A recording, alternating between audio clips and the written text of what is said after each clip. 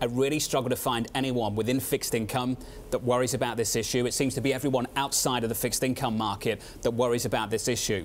Your thoughts on it? Well, I think that's the case because everybody's, again, reaching for yield, right? So they're basically speaking their own book. It is a worry for us. If you look at the BBB market, it makes up over half of the investment grade debt that's out there. That's a risk. That's a real risk. But like Molly was just saying, investment grade tends to deteriorate very, very slowly. Apart from fraud or a Lehman event like in 2008, we're going to get a very, very gradual decrease in the ratings that these bonds really have. So it is a concern of us. We do own BBBs, but again, focusing on high quality and good sectors that are going to benefit in this economic environment is critical.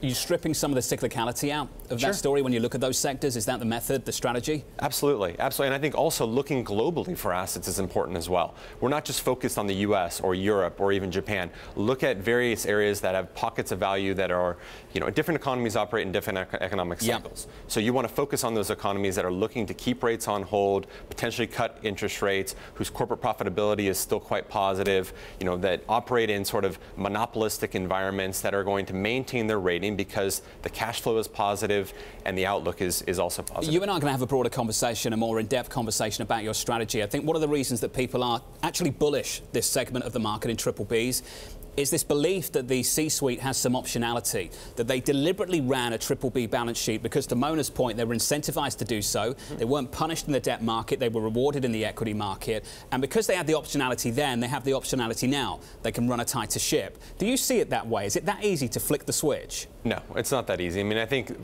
proving yourself in terms of upgrades is even more challenging. So I think it's easier to go down the rating spectrum than it is to go up. So it's going to be, certainly a place to watch and keep an eye on. We're not placing a huge risk on it, but it's certainly a big risk that's out there.